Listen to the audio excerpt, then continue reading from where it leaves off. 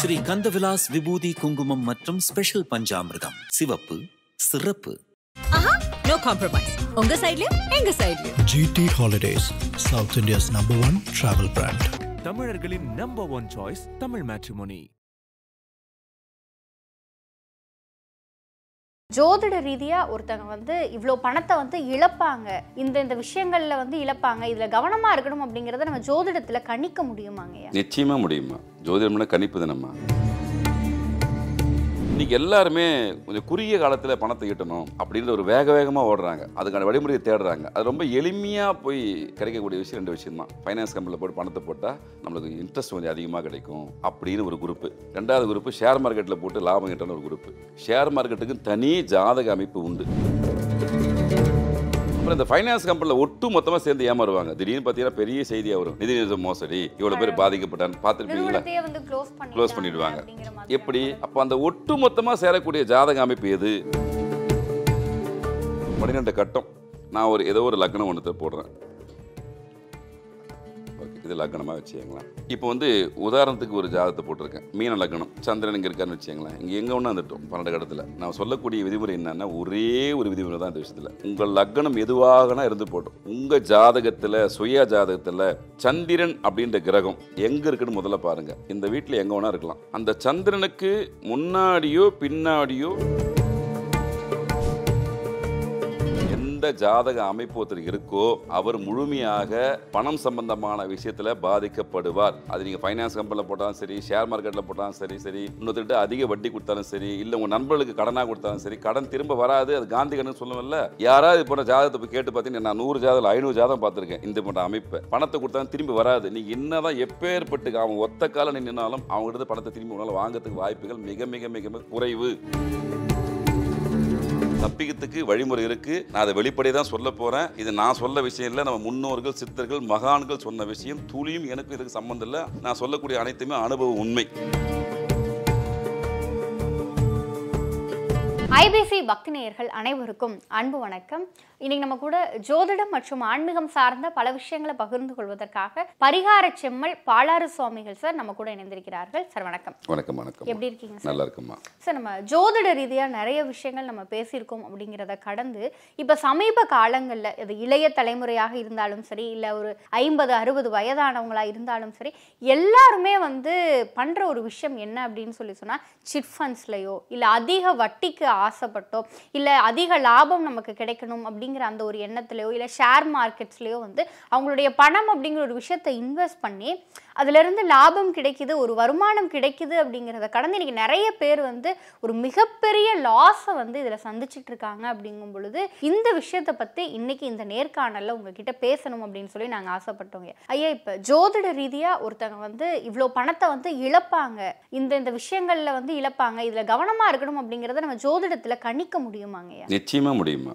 ஜோதிடம்னா கணிப்பு தானம்மா. நம்ம சித்தர்களும் மகான்களும் முன்னாடி எழுதி வச்சது எதுவுமே தப்பா போவதில்லை. இங்கே முழுமையாக தெரிஞ்சவங்க யாரும் இல்லை. நம்மளாம் ஒரு துளியும் சொல்ல முடியாது, அதை விட இன்னும் ரொம்ப கீழே தான். அவையா சொன்ன மாதிரி கட்டுறது கைமளவு கல்லாத உலகளவு. அது ஜோதிடம் கடல். நம்மளாம் ஒரு துளி கூட கிடையாது.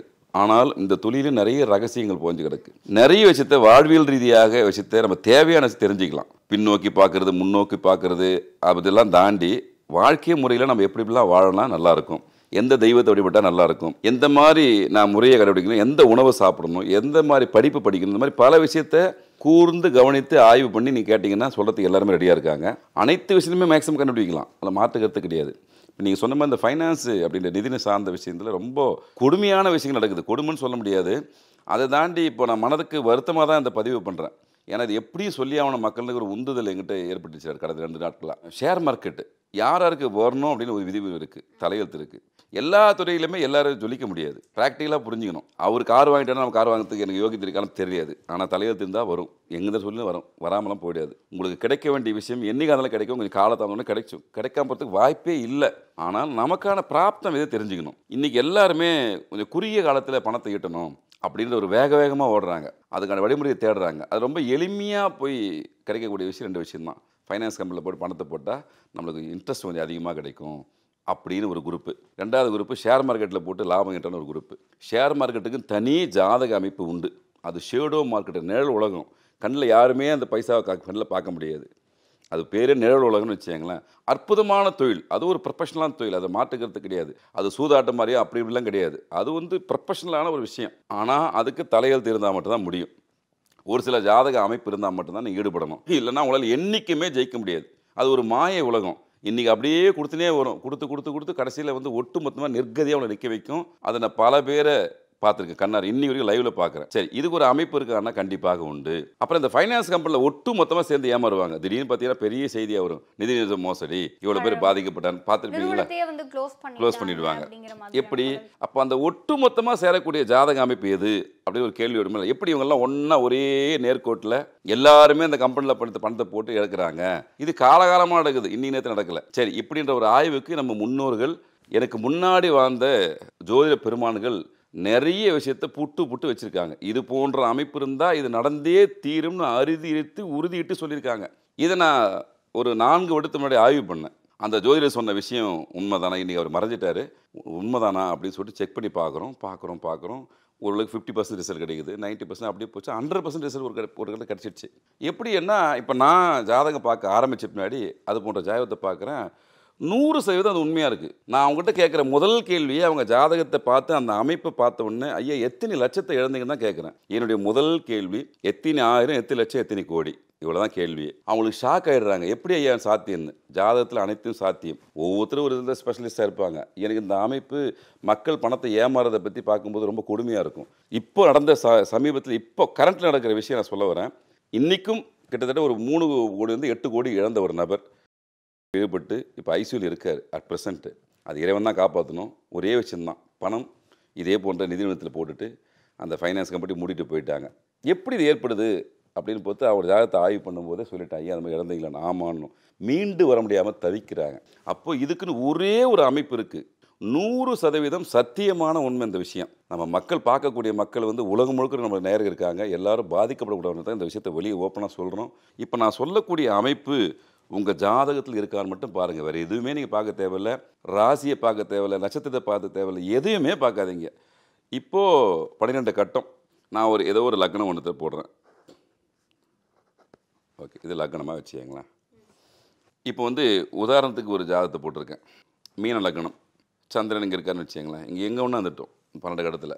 நான் சொல்லக்கூடிய விதிமுறை என்னென்னா, ஒரே ஒரு விதிமுறை தான் இந்த விஷயத்தில். உங்கள் லக்னம் எதுவாகனா இருந்து போட்டோம், உங்கள் ஜாதகத்தில் சுய ஜாதகத்தில் சந்திரன் அப்படின்ற கிரகம் எங்கே இருக்குன்னு முதல்ல பாருங்கள். இந்த வீட்டில் எங்கே வேணா இருக்கலாம். அந்த சந்திரனுக்கு முன்னாடியோ பின்னாடியோ எந்த கிரகமும் இல்லை என்றால், இதுதான் பாயிண்ட்டு, அந்த பேர், இந்த ஜாதகத்து பேர் அவயோக ஜாதகம்.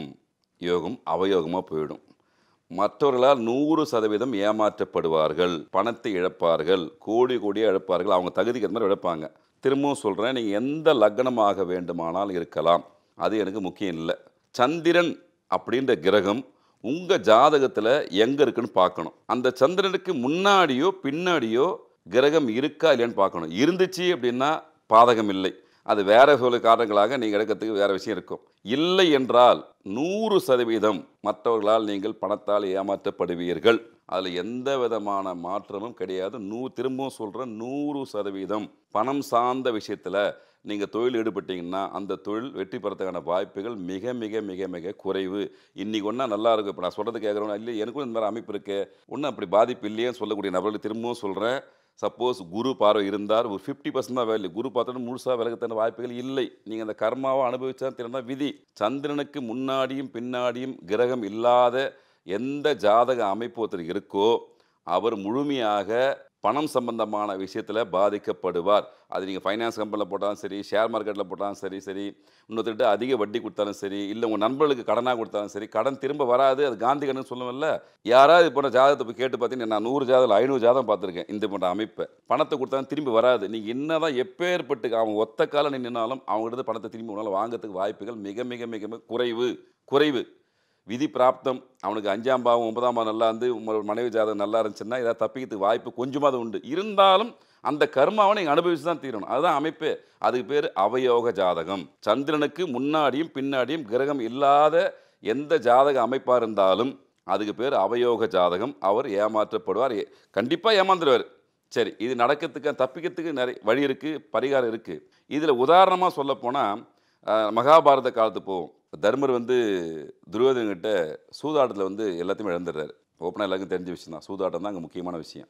இந்த அவயோக அமைப்பு தர்மருக்கு உண்டு, தர்மருக்கே கண்டிப்பாக உண்டு. அதனால தான் அவர் நாட்டையும் எல்லாத்தையுமே சூதாட்டத்தில் எடுக்கிறாரு. அதுக்கப்புறம் கிருஷ்ண பரமாத்மாட்ட சரணாகதி அடைகிறாரு. ஐயா இவ்வளோ இழந்துட்டேங்க, என் நாட்டை மீட்டு கொடுங்க ஐயா, நான் ஏதாவது பண்ணி அவனு சொல்லிட்டு வேண்டாரு. அவர் செஞ்ச பரிகாரம் தான் இப்போ உங்களுக்கு சொல்ல போகிற பரிகாரம்.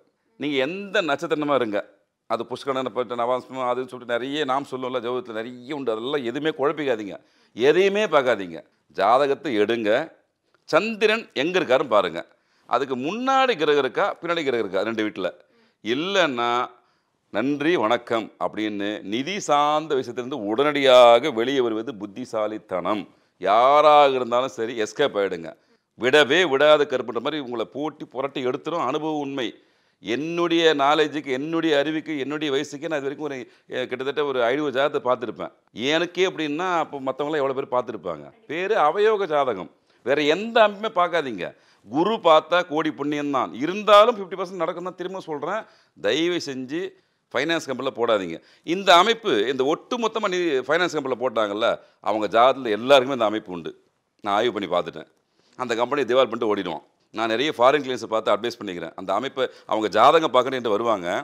முதல் கேள்வி இதோடு முடிச்சிடுவேன். ஜாதகம் அதுக்கப்புறம் பார்க்க மாட்டேன். ஐயா எவ்வளோ இழந்தீங்க? அவர் கண்ணில் சொட்டு தண்ணி வந்துடும். ஐயோ அப்படின்னு வரும். இதோடு விட்டுடுங்க, மற்ற வேலையை போய் பாருங்கள். இந்த பக்கமே நீங்கள் போகக்கூடாது. லைஃப்பில் முடிச்சிட்டு கதையை உடனே மனைவி பேர் நல்லா இருக்குமா, அந்த வாய்ப்பே வேணாம், ஏன் விட்டுடுங்க, வேறு தொழில் போய் பண்ணுங்கள். உங்களுக்குன்னு தலையெழுத்து ஒரு இறைவன் தொழில் எழுதி வச்சுருப்பான், அதை போய் பாருங்கள். என்ன காரணம் அப்படின்னா ரொம்ப சிம்பிள் தான். போன பிறவியில் இவங்க ஏமாத்ததான் இங்கே கொடுத்துருவாங்க, அவ்வளோதான் விஷயம். பெருசெல்லாம் ஒன்றும் இல்லை. சென்ற பிறவியில் யாரெல்லாம் நீங்கள் இந்த தவறை செய்தீர்களோ இந்த கர்மாவில் நீங்கள் இந்த பிறவியில் அனுபவித்தையே தீர வேண்டியதான் விதி. நான் தப்பிக்கிறதுக்கு ஒரு வழியே சித்தர்கள் சொன்ன விஷயத்த சொல்கிறேன். முடிஞ்சால் அவங்கள காப்பாற்றியாங்க. ஏன்னா பணம் அதை தாண்டி இங்கே நான் ஏன் எமோஷனலாக இதை பற்றி பேசுகிறேன் அப்படின்னா, உயிர் போகுது, மற்றனா காப்பாற்றிக்கலாம் அப்படிங்கும் பொழுது அடுத்து வந்து அதை எப்படி ஈடுகட்ட முடியாது அப்படிங்கும்போது நீ நம்ம ஏன் வாழணுங்கிற அந்த ஒரு எண்ணத்துக்கு எல்லாரும் நிறைய பேர் போயிட்டாங்கம்மா. நீங்கள் ஒரு 1000 2000 10,000 20,000 பிரச்சனை இல்லைம்மா. ஒவ்வொருத்தர் சொல்லுவாங்க, நான் என் ஃப்ரெண்டுக்கிட்ட 50,000 கொடுத்த வரலன்னு. பரவாயில்லப்பா, 50ஓடு முற்று, திரும்ப கொடுக்காது. ஏன்னா உனக்கு அந்த அமைப்பு இருக்குது. பரவாயில்ல, ஏதோ ஒரு புண்ணியம் செஞ்சுக்கிற, நீ என்கிட்ட பார்த்துட்டு நான் உங்கள்கிட்ட சொல்லிட்டேன், முடிஞ்சு போச்சுல, இதோட விட்டுடு. ஆனால் திரும்பவும் சொல்கிறேன், எப்படிப்பட்டாலும் என்னதான் நிலைந்தாலும் இந்த சந்திரனுக்கு முன்னாடி பின்னாடி கிரகம் இல்லாத எந்த ஜாதக அமைப்பு யாராக இருந்தாலும் சரி, இந்த அவயோக ஜாதகம் அவங்களுக்கு வேலை செஞ்சே தீரும். சின்னதாவது ஒரு பிரச்சனையை கொடுக்கும். தப்பிக்கிறதுக்கு வழிமுறை இருக்குது. நான் அதை வெளிப்படையாக தான் சொல்ல போகிறேன். இது நான் சொல்ல விஷயம் இல்லை, நம்ம முன்னோர்கள் சித்தர்கள் மகான்கள் சொன்ன விஷயம். துளியும் எனக்கு இதுக்கு சம்மந்தம் இல்லை. நான் சொல்லக்கூடிய அனைத்துமே அனுபவ உண்மை. ஆனால் தர்மர் எப்படி ஏமாந்து கிருஷ்ணபுரம் சரணாகதி அடைஞ்சிட்டார். அவர் என்ன பண்ணுறாரு, அவல் புரி பாயாசம் படித்து அவரை வைணவரை வணங்கினார். அதுக்கப்புறம் தான் அவர் போரிட்டு திரும்ப தர்மரை வந்து மீட்டு ஊற்றுறாரு கிருஷ்ண பரமாத்மா. அப்போது இதுக்கு இந்த பிரச்சனை வெளியே வர்றதுக்கு மேலும் மாட்டாமல் இருக்கிறதுக்கு 2 பரிகாரம் இருக்குது எனக்கு தெரிஞ்ச வகையில். ஒன்று, வளர்ப்பிறையில் வரக்கூடிய ஏகாதாசி திதி. அந்த நாளில் நீங்கள் கிருஷ்ணர் கோயிலுக்கு போகணும். நீங்கள் வீட்டில் அன்றைக்கி அவல் பொரி பாயசம் செய்து அந்த கிருஷ்ணர் கோயிலுக்கு போயிட்டு கிருஷ்ண பகவானுக்கு வரக்கூடிய பக்தர்களுக்கு கொடுக்கணும். பெருமாளுக்கு கொடுக்கக்கூடாது. திரும்பவும் சொல்கிறேன், இது முழுக்க கிருஷ்ண பகவானை தான் போகணும். ஒன்று, இது ஒரு பரிகாரம். 2வது, அங்காள பரமேஸ்வரி எல்லா ஒன்றும் இருப்பாங்க. அங்காள பரமேஸ்வரி கோயிலில் காலையில் 9 to 10:30 போகணும். அப்போ போய் இதை வேண்டியாங்க, அம்மா தாயே இந்த மாதிரி சிக்கல்னு சொல்லியிருக்காங்கம்மா, என்னை இந்த சிக்கலேருந்து காப்பாற்றுங்கன்னு சொல்லிட்டு இரு தெய்வ பரிகாரம் பெய்யறதுக்கு முன்னாடி குலதெய்வத்துக்கிட்ட ஒரு சங்கல்பம், ஒரு வேண்டுதலை வைத்துவிட்டு தான் நீங்கள் போனால் அப்போ தான் பலிக்கும். ஃபஸ்ட்டு குலதெய்வம் தான் அவங்களை காப்பாற்றும். இந்த 2 பரிகாரம் எனக்கு தெரிந்தவர்களை பரிகாரம். இதை நிறைய பேர் சொல்லி அவளுக்கு மீண்டு வந்திருக்காங்க. இது அனுபவம் உண்மை தான். இது முன்னோர்கள் சொன்ன பரிகாரம் தான். சொல்லக்கூடிய நபராக தான் நான் இருக்கிறேன் தவிர்த்து நான் இதே சட்டம் கிடையாது, விதிமுறை கிடையாது. ஆனால் பார்க்கும்போது மனசு கேட்கல, அவங்க தவிக்கிற தவிப்பு. எங்கள் குருநாதர் சொல்லுவார், நீங்கள் ஏன் மனசை கல்லாக தான் ஜாதகம் பார்க்கணும், மனசை கல்லாகனா ஜாதகத்தை பார்க்க முடியாது சொல்லுவார். இருந்தாலும் அந்த அமைப்பு கேள்விப்படும் போதோ பார்க்கும்போது அவங்க துன்பம் நம்மகிட்ட கேட்கும்போது நம்மளுக்கு ரொம்ப மனசு சங்கடப்படுது. ஆனால் தயவு செஞ்சு எல்லார்ட்டையும் வேண்டி விரும்பி கேட்டு பணம் நீங்கள் ஓடி கஷ்டப்படுறீங்க, ஏதாவது ஒரு வழியில் நம்ம முன்னேற்றம் கிடைக்காதா அப்படின்னு, ஏதோ ஒரு இடத்துல நம்மளுடைய விடிவுகாலம் கிடைக்காதா, இப்படியா ஷார்ட்கட்டில் போனால் அது குயிக்காக ஒரு வீடு வாங்கிடலாமா, ஒரு கல்யாணத்தை பண்ணிடலாமா, ஒரு நிலத்தை வாங்கலாமான்னு எல்லாருமே ஒரு பொருளாதாரத்தை தேடி ஓடுறீங்க. தயவு செஞ்சு இது மாட்டிக்காதீங்க. உங்கள் ஜாதக அமைப்பில் சந்திரனுக்கு முன்ன பின்ன கிரகம் இல்லை என்றால் இதுதான் நிலைமை தான். சந்திரனுக்கு முன்னாடி பின்னாடி கிரகம் இல்லை அப்படின்னு சொல்லி சொன்னீங்க. இப்போ அந்த கட்டத்தில் சந்திரனோடு வேறு ஏதாவது கிரகங்கள் இருந்து முன்னாடியும் பின்னாடியும் வந்து எந்த ஒரு கிரகமும் இல்லை அப்படின்னா இதுவும் பாதிக்குமா? 100% பாதிக்கும். நான் சொல்கிறது சந்திரன் தான் மேட்ரு. சந்திரனோட 3 கிரகம் இருக்கலாம். செவ்வாய் இருக்கலாம், சூரியன் இருக்கலாம், புதன் இருக்கலாம், ராகு இருக்கலாம், கேது இருக்கலாம். அது யாருன்னா இருந்துட்டு போட்டோம். சந்திரன் நம்மளுக்கு பாயிண்ட்டு. அவருக்கு முன்னாடி பின்னாடி கிரகம் இருக்கக்கூடாது. சந்திரனோட 100 கிரகம் கூட இருக்கட்டும், 50 கிரகம் கூட இருக்கட்டும். கண்டிப்பாக ஒரு 4-5 கிரகம் ஒருத்தர் இருக்கும், இல்லாமல் இருக்கும். அது நம்மளுக்கு பிரச்சனை இல்லை. மற்ற கிரகத்தை பற்றி நாங்கள் பேச வரல. சந்திரன் மனோகாரகன், மனசுக்கு அவன் தான் அதிபதி, எண்ணத்துக்கு அவன் தான் அதிபதி, எண்ணத்தை தூண்டுறதால தான் ஷேர் மார்க்கெட் பண்ண சொல்கிறேன். சந்திரன் கெட்டு போச்சுன்னா நீங்கள் ஷேர் மார்க்கெட் பண்ணி அர்த்தமே இல்லை. மனசு தெளிவாக இருந்தால் தான் முடிவில் கரெக்டாக எடுக்க முடியும். மன சஞ்சலமாச்சுன்னா முடிவு தடுமாறிடும். நீங்கள் பை போடுறதுல ஷார்ட் போட்டுவீங்க, ஷார்ட் போடும்போது பை போட்டுருவீங்க. அது ஷேர் மார்க்கெட் மிகப்பெரிய விஷயம். அப்படி போகக்கூடாது. அதனால் இங்கே சந்திரனோட வேறு கிரகங்கள் இணைந்திருந்தாலும் நீங்கள் அதை பற்றி பார்க்காதீங்க. இந்த வீட்லேயும் அந்த வீட்லேயும் வேறு யாரும் இருக்கக்கூடாதுன்னு தான் விதி. இருந்தான்னா அவ்வளோ தப்பிச்சிடலாம். அதில் மாறுபட்ட கருத்து கிடையாது. உங்களுக்கு வேறு ஏதாவது விஷயம் இருக்கலாம். ஆனால் இல்லை என்ற நபர்களுக்கு மட்டும்தான் நான் மீண்டும் மீண்டும் வேண்டி வேண்டி கேட்டுக்கொள்வது பணம், பொருளாதாரம். உங்கள் குடும்பத்துக்காக வச்சுருப்பீங்க, திருமணத்துக்காக வச்சுருப்பீங்க, வண்டி வாங்கத்தை வச்சுருப்பீங்க, உழைச்சி வச்சுருப்பீங்க, இஎம்ஐ கட்டத்தை வச்சுருப்பீங்க, நிறைய விஷயம் வச்சுருப்பீங்க. நீங்கள் இழக்கக்கூடாது அப்படின்ற ஒரே காரணத்தை தான் உங்களை வேண்டி கேட்டுக்கிறேன். இது போன்ற அமைப்பு இருந்தால் என்னை தொடர்பு கொள்ளணும்னு அவசியமே கிடையாது. இந்த 2 பரிகாரம் மிக முக்கியமான பரிகாரம்.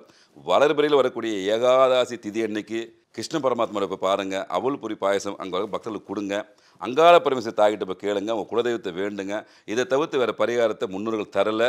இந்த பரிகாரமே உங்களுக்கு முழுசாக வேலை செய்யும். தயவு செஞ்சு ஆய்வு பண்ணிங்க. தப்பிச்சுக்கிறதுக்கான வழியை ஏதோ ஒரு வகையில் என்கிட்ட சொல்லணும்னு சொல்லிட்டு இறைவன் சொல்லியிருக்காரு. சொல்லக்கூடிய கடமை எந்த மீதி விதிவசம். இதனால தான் உங்களுக்கு வந்து இந்த மாதிரியான பண இழப்புகள் வந்து ஏற்படுது. அவங்க ஜாதகத்தை நீங்களே ஒரு தடவை எடுத்து பார்த்து இந்த அமைப்பு இருந்துச்சுன்னா தயவு செஞ்சு இதுக்குள்ளே போகாதீங்க அப்படிங்கிறத சொல்லிட்டீங்க. ஆனால் இப்போ அவங்களுக்குமே வந்து ஒரு ஆசை இருக்குல்ல சார், நம்ம எப்படி பொருளாதார ரீதியாக சம்பாதிக்கிறது, ஒரு உடனடி வளர்ச்சி நமக்கும் நம்ம வாழ்க்கையில் எப்படி கிடைக்கும் அப்படின்னு சொல்லி ஒரு ஆதங்கம், ஒரு எதிர்பார்ப்பு அவங்களுக்கு இருக்குல்ல. அப்போ அவங்க என்ன மாதிரியான தொழில்கள் செஞ்சாங்க அப்படின்னா அந்த வருமானத்தை உயர்த்திக்க முடியும் அவங்களால? நல்ல கேள்விமா. இப்போ நான் சொன்ன இந்த எக்ஸ்போஸ் பண்ண விஷயம் என்னுடைய விஷயம் இல்லை. நம்ம முன்னோர்கள் கொடுத்த அருட்கொடை தான் அது. பல புத்தகத்தை படித்து பல ஆய்வுகளை மேற்கொண்டு தான் அதை கண்டுபிடிச்சி சொல்கிறோம். அவங்க ஏற்கனவே கண்டுபிடிச்சி முடிச்சுட்டாங்க. நம்ம அப்ளை பண்ணி பார்க்குறோம் அந்த ரூலை. அவ்வளோ அருமையாக வேலை செய்து சொல்லிட்டு சந்தோஷப்படுறோம். அந்த குருநாதரை தலைவிட்டு வணங்குறோம்.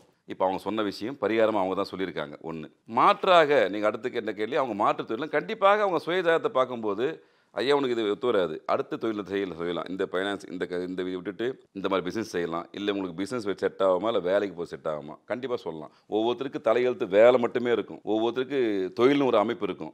நீங்கள் இதை தவிர்த்துட்டு வேறு எந்த தொழில் செஞ்சால் உங்களுக்கு பெட்டர்னு சொல்லிட்டு கண்டிப்பாக அவங்களுடைய ஜாதகத்தை ஆய்வு பற்றி சொல்ல முடியும். அது ஒரு பெரிய விஷயம் கிடையாது.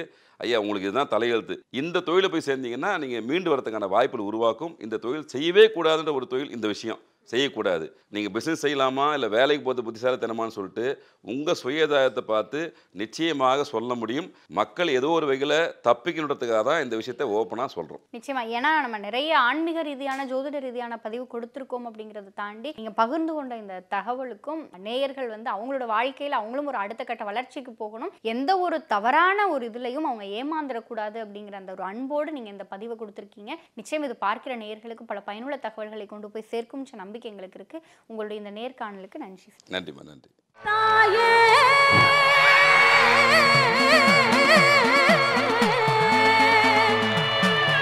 மாந்தாங்குட்டி காளியே மனசிறங்கி வாடிய தாயே,